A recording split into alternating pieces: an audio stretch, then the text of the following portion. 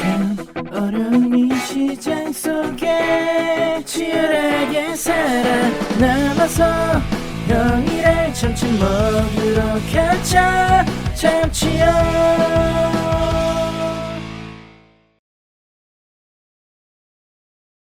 자, 반갑습니다, 여러분들. 오늘 참치 형과 함께 포스코 DX 같이 한번 살펴보는 시간을 갖도록 하겠습니다. 자, 지난 이제 금요일 날 포스코 DX 주가 흐름은 또 어땠는지, 그리고 지수 맥락으로 봤을 때 지수는 또 어땠는지, 그런 부분들을 좀 살펴보면서 향후 포스코 DX의 주가 방향성 살펴드리겠습니다. 먼저 코스피 지수 같은 경우는 이제 지난주에 이제 초반에는 좋았어요. 초반에는 이제 좋았어. 이제 화요일 날 첫날 고가를 갱신을 하면서 올라갔었는데 여기서 일정 부분 차익 물량들이 나옵니다. 대체적으로 여기서 코스피 어떤 세력들이 차익을 했냐 요거를 봤을 때 자, 기관들의 차익 물량이 많았다라고 보고 있습니다. 자, 보시게 되면 지난 금요일에도 그렇고요. 기관들이 5,700억 원을 매도를 쳤어요. 외국인들은 510억 정도 매도를 쳤고, 여기서 우리가 좀 주목을 해야 되는 수급은 이제 기관 수급이 맞는데, 자, 하나도 우려할 게 없다라는 것은 금융투자 수급이었습니다.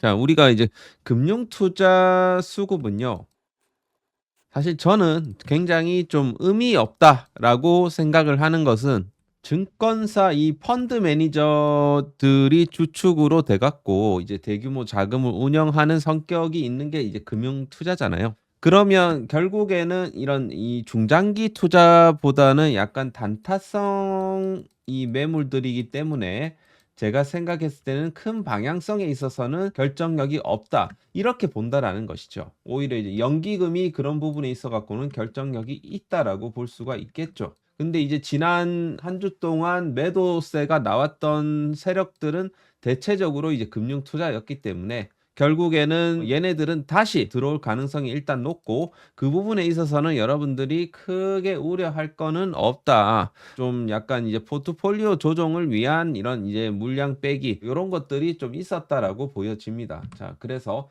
수급은 다시 이제 들어올 것이라고 보여지고 제가 생각했을 때는 이 다음 주 코스피는 21선을 지지를 받고 좀 올라오지 않을까, 좀 대반전의 기회가 나오지 않을까 그런 생각이 좀 있고, 코스닥 같은 경우는 오히려 좀 고가를 좀 갱신하는 이런 모습을 보였던 거는 금요일로 갈수록 2차 전지 관련주들이 선방을 해주면서 에코프로 BM 쪽으로 엄청난 수급이 들어왔었습니다. 그래서 다음 주에도 좀 코스닥이 좀 선방을 해줄 확률이 좀 높다라고 생각을 하는데, 사실 포스코 DX 같은 경우는 코스피로 또 이전을 하면서 좀 부진을 겪고 있는 그런 모습인데, 자, 지수는 이제 반전이 나올 때가 이제 되었다. 그렇게 좀 해석을 하시면 될 것 같아요. 자, 그래서 이런 내용이 있던데, 코스피 옮기고도 체면국인 포스코 DX, LNF,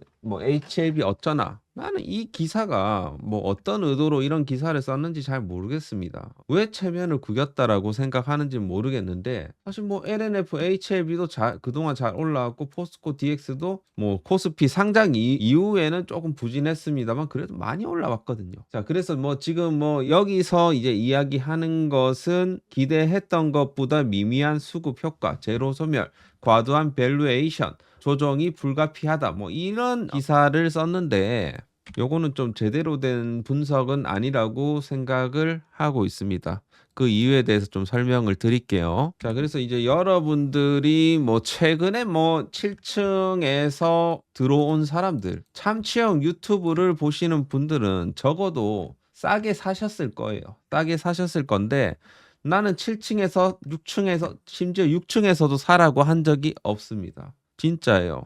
저는 5층 때도 사실 좀 되게 고민을 많이 했었는데 6, 7층에서는 절대 저는 이제 사라고 한 적이 없다. 그런 좀 말씀을 좀 드리고 싶고, 지금 현재 코스피 이전 이후에 이런 재료 소멸, 이런 이제 패시브 자금에 대한 뭐 요런 기대감에 따른 제로 소멸 이런 얘기를 하는데요. 아직까지 주포는 나가지 않았다. 요게 핵심입니다. 핵심. 주포가 아직 나가지 않았다라고요. 단순히 우리가 지금 이제 1월 7일이에요. 이제 한 주 지났어. 근데 뭐가 이게 뭐 마치 이제 주가가 끝인 것처럼 이런 얘기들을 하냐. 너무나도 우리나라 언론들 일희일비가 너무 심하다. 자, 그래서 사실 그동안에 뭐 이제 코스피 200이라든지 뭐 MSCI 편입됐죠. 여기에 따른 이제 패시브 자금에 대한 유입 기대감. 이거는 사실 이제 주가로 어느 정도 이제 반영이 되었다라고 생각을 합니다. 그리고 이제 코스피 200 같은 경우는 이제 특례 편입 되려면 이제 15거래일 동안 평균 시총 50이 이내면 가능한 거죠. 요거는 이제 무난하게 될 것 같다라는 생각이 있고, 포스코 DX가 아마도 이제 코스피 200 지수의 3월 정도에는 편입이 될 것이라고 현재 보고 있습니다. 자, 그래서 이 부분도 좀 참고를 해주시면 될 것 같다라는 거죠. 자, 그래서 지금 현재 이제 주가 흐름으로 봤을 때는 사실 좀 아쉬운 흐름이 지금 펼쳐졌어요. 제가 좀 지지를 받아야 되는 구간이 제가 요런 구간이라고 제가 말씀드렸죠.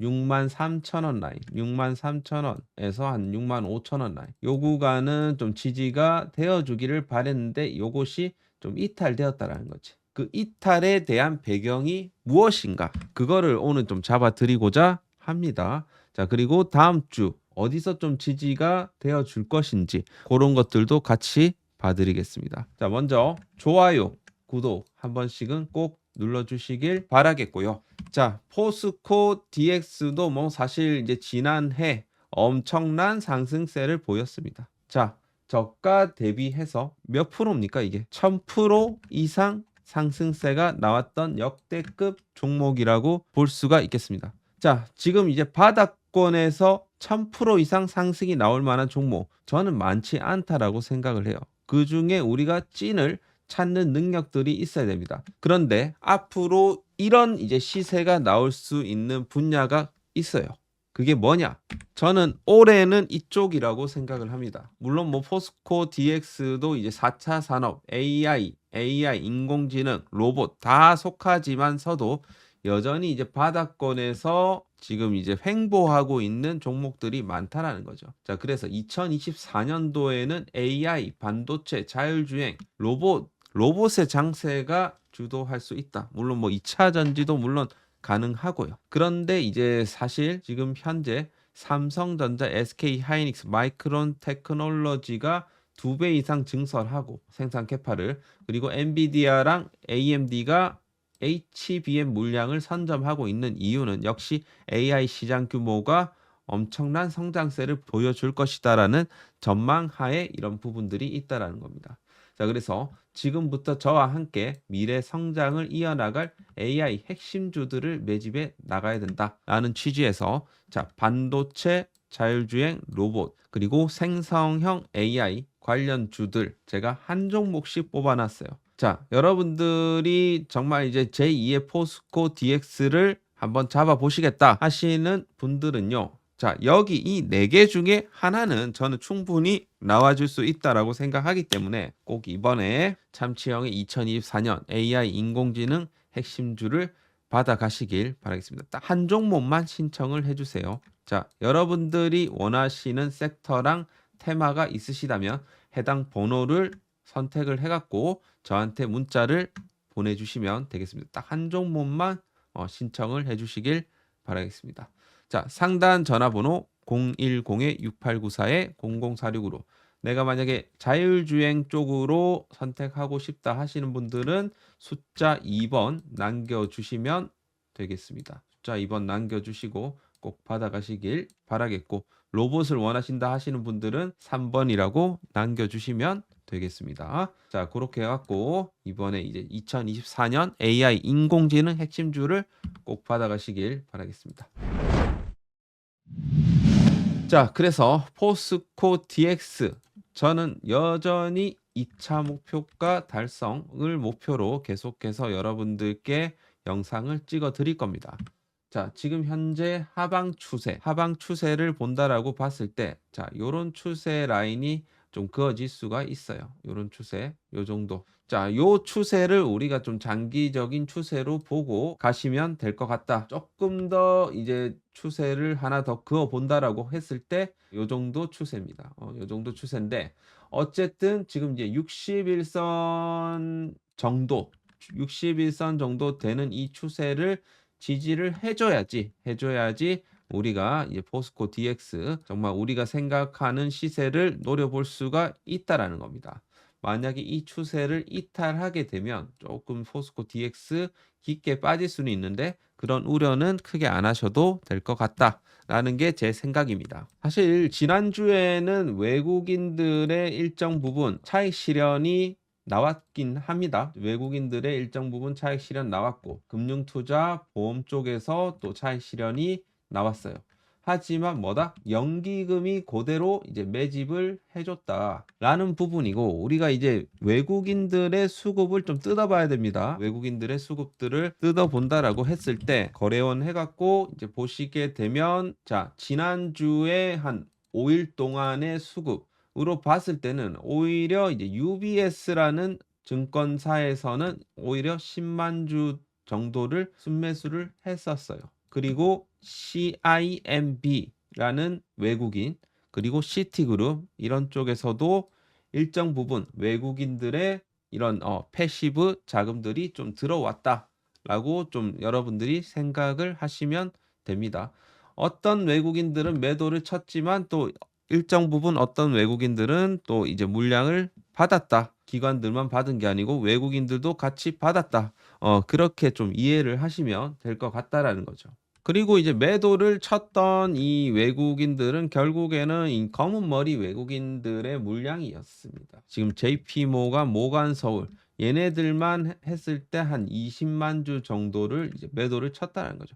요 놈들은 다시 들어와요. 다시 들어오기 때문에 사실 여러분들이 이번 하락에서 좀 여러분들이 걱정할 게 없다라는 것은 요놈들은 다시 컴백한다. 요놈들의 JP 모건이나 모간서울은 다시 들어옵니다. 저가 매수를. 그래서 큰 맥락으로 봤을 때는 아직까지 수급적인 이탈은 크지 않다. 지금 현재 그동안 외국인들이 샀던 물량들이 있고 기관들이 매집을 했던 물량들이 있는데 커다란 이탈은 없다라는 겁니다. 이렇게 그래프를 봐도 딱 눈에 띄죠. 그러니까 걱정 안 하셔도 된다. 그래서 다음 주에 과연 조금 이 지난주에 저점 6만 한 400원이죠. 6만 400원을 이탈하고 6자를 깨면서 21선을 지지를 받느냐. 요것이 관건이 될 수가 있다라는 거예요. 지지를 받으면 다시 한 번의 반전이 나올 수가 있다라는 겁니다. 반전이 나올 수 있다라는 것은 다시 6만 3천 원대를 다시 회복을 해주면서 올라갈 수가 있다라는 겁니다. 자, 그래서 다음 주에 우리가 주목해야 되는 수급이 뭐다? 외국인들의 수급이다. 이해하셨죠? 자, 그래서 다음 주는 요것이 관건이다. 그렇게 좀 이해를 하시면 될 것 같습니다. 자, 그동안 포스코 DX가 이렇게 올라오는 과정에서 완급 조절이 없지가 않았어요. 여러분들이 쭉 이제 보시게 되면 완급 조절을 제대로 다 했다. 완급 조절을 하면서 올라왔다. 자, 이번에도 더 크게 가기 위한 완급 조절이 현재 진행이 되고 있다. 제가 말씀드렸던 요 추세만 지켜진다라고 하면 전혀 문제가 없다. 자, 요런 좀 중심을 가지고 우리가 투자를 할 필요가 있겠다. 만약에 이 추세를 만약에 이탈한다. 만약에 이탈을 하게 되면 요거는 여러분들이 비중 조절을 하셔야 됩니다. 하지만 지지가 된다라고 하면 계속해서 보유하고 가져가시면 끌고 가시면 좋은 성과가 나올 수가 있다라는 겁니다. 그래서 그렇게 대응을 하시면 전혀 문제가 없다. 자, 포스코 DX 아시겠죠? 자, 그래서 오늘 포스코 DX 영상 여기서 마치도록 하겠습니다. 자, 하겠고 다음 주에 중요한 거는 자, 외국인들의 수급이다. 그렇게 이해를 해 주시면 되겠습니다. 자, 그리고 여러분들이 이제 분석을 원하는 종목이나 이런 이슈가 있다 하시는 분들은 위에 번호를 해갖고 종목명이나 뭐 이런 이슈에 대해서 좀 기사나 뭐 이런 것들을 봤을 때 요게 좀 악재 기사다 이렇게 하시는 것들이 좀 있으시면 위 번호로 남겨주시면 제가 다뤄드리도록 하겠습니다. 주말에도 뭐 포스코 퓨처에 뭐 악재 터졌다고 제가 해갖고 바로 찍어드렸습니다. 이제 그래서 그런 것들 해주시면 좋을 것 같아요. 자, 오늘 여기서 마치도록 할게요. 주말 수고하셨고 다음 주에 또 뵙겠습니다. 감사합니다.